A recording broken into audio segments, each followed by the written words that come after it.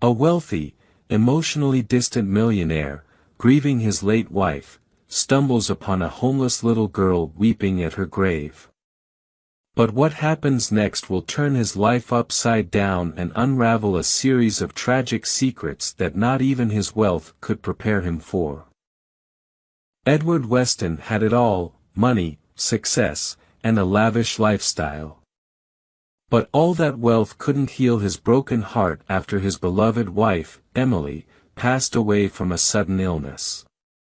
Edward was a man who lived behind walls, both physical and emotional. His mansion was colossal, yet empty, reflecting the loneliness that consumed him. Despite his extravagant life, he was lost without her. Every evening, after a long, meaningless day spent attending board meetings and signing business deals, Edward visited Emily's grave. It became a ritual, a sanctuary where he found solace, hoping for some sign that she was still with him, somehow. Her death had stripped him of the only person who ever truly knew him beyond the millionaire facade. Emily had been his anchor, his reason for feeling human in the midst of all the wealth that often felt like a prison. One overcast autumn evening, with the air heavy and the sky weeping, Edward approached his wife's grave like he always did, expecting nothing but the usual silence. But tonight was different. As he neared Emily's tombstone, he noticed a small figure curled up beside it. A little girl, drenched from the rain, was sobbing uncontrollably. She couldn't have been older than 6 or 7, her tiny frame shaking from the cold. She looked utterly out of place, ragged and unkempt amidst the serenity of the cemetery. Edward's initial instinct was to ignore her. He wasn't used to dealing with strangers, let alone children. His life had been built on control, on keeping people at arm's length. But something in the way the girl clung to the gravestone, her cries echoing in the stillness of the evening, pulled at his heart, a heart he believed had hardened beyond repair after Emily's death. He approached her cautiously, his voice uncharacteristically soft. "Are you lost, little one?" The girl looked up, her wide, tear-filled eyes meeting his. I miss her," she choked out. Edward's breath hitched in his throat. The girl's sorrow mirrored his own. But who was she? And why was she here, at Emily's grave? His curiosity piqued, but he didn't push her to explain. Instead, he removed his coat and draped it over her shivering form, kneeling beside her. "Who do you miss?" he asked gently. The girl sniffled, her voice barely a whisper. "My mommy." Edward felt an odd pang of empathy. He too missed someone, his Emily, his love, his life. He sat beside the girl, not knowing what else to say. Silence settled between them, broken only by the occasional sobs of the child and the soft patter of rain. "What's your name?" Edward asked after a long pause. "Amelia," she said quietly. "Where is your mother, Amelia?" The little girl's eyes filled with fresh tears as she pointed at the gravestone. Edward felt his stomach drop as he realized what she was implying. Her mother, like his wife, was gone. He felt a deep connection to her in that moment, their shared grief like an invisible thread that bound them.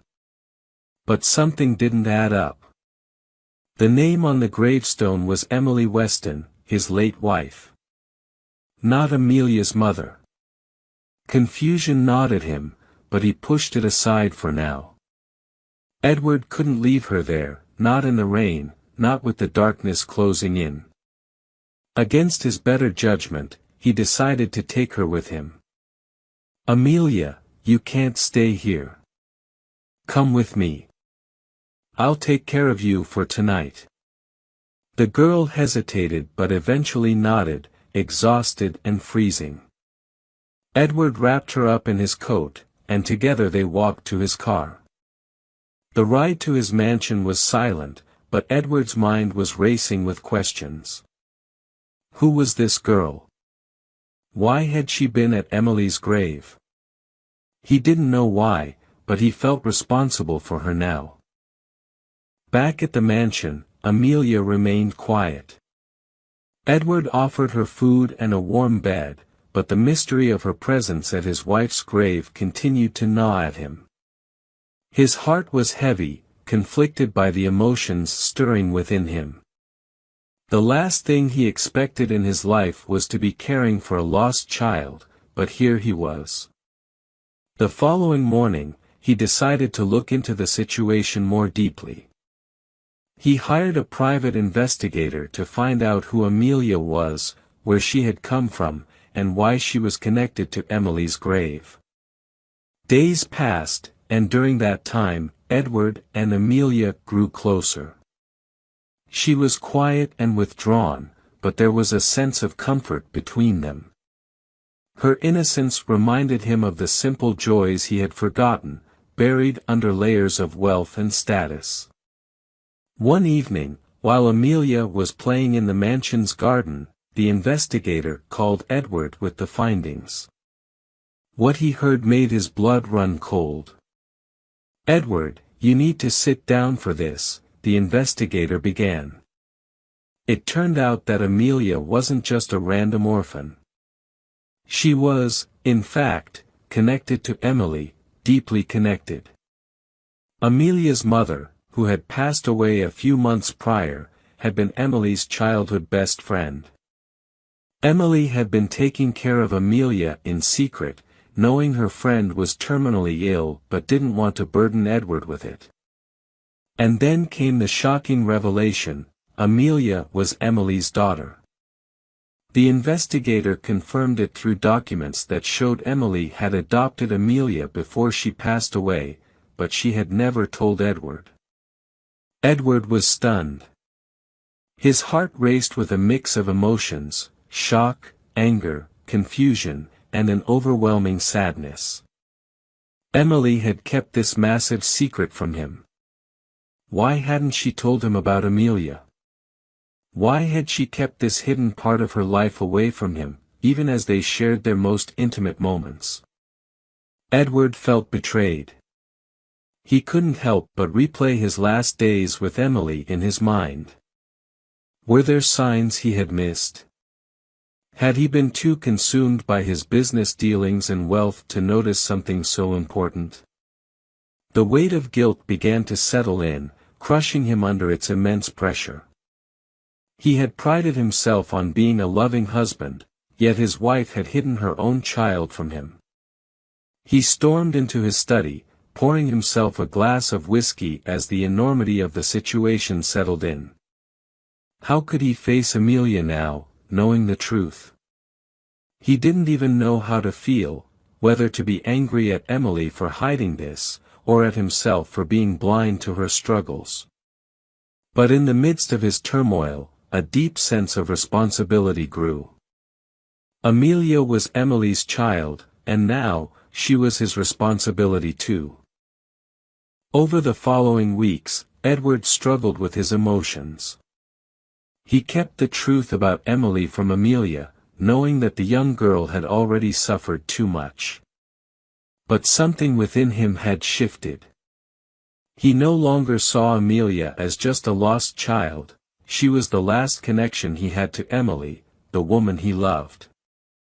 Slowly, Edward began to open up to Amelia, sharing stories about her mother, about the woman Emily had been. In return, Amelia started to trust him, her once guarded heart softening in the presence of his kindness.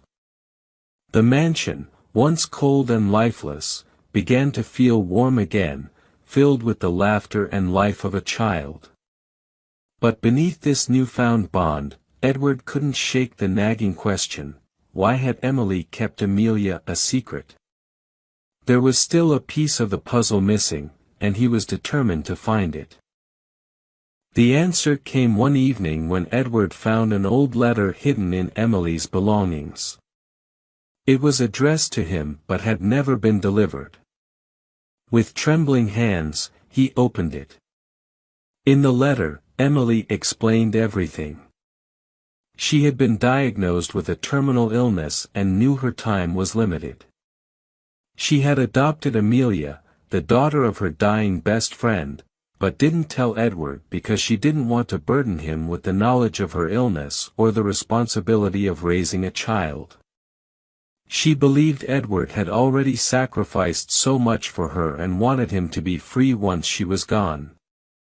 Emily had planned to tell him the truth before she died but had run out of time. She ended the letter with a plea for him to love Amelia as his own, as she had grown to love her. Tears streamed down Edward's face as he read the final words. The anger and resentment he had been holding on to melted away, replaced by an overwhelming sense of love and grief. Emily hadn't hidden the truth out of malice, she had done it out of love, to protect him. Edward knew what he had to do. He walked into Amelia's room, where the young girl sat quietly, playing with a doll. "Amelia," he said softly, his voice thick with emotion. "There's something I need to tell you." He sat beside her and took her tiny hand in his. "Your mother, she loved you very much. And so did mine. She's gone, but I want you to know that from now on, I'll take care of you. You're not alone anymore." Amelia looked up at him with wide, innocent eyes, and in that moment, Edward felt something shift within him. For the first time in years, his heart felt full again. He had found a new purpose, a new reason to keep going. As he held Amelia close, he knew that he had finally come to terms with Emily's death. He had lost a wife, but in return, he had gained a daughter, a part of Emily that would live on in his heart forever. Edward Weston, the once reclusive millionaire, had learned that love wasn't just about the people we lose, it was about the ones we find in the most unexpected places. Amelia had come into his life as a stranger, but she had brought him back from the brink of despair, reminding him that even in the darkest moments, there was still hope, still love to be found. In the end, Edward realized that the true measure of wealth wasn't in money or possessions, but in the love we give and receive.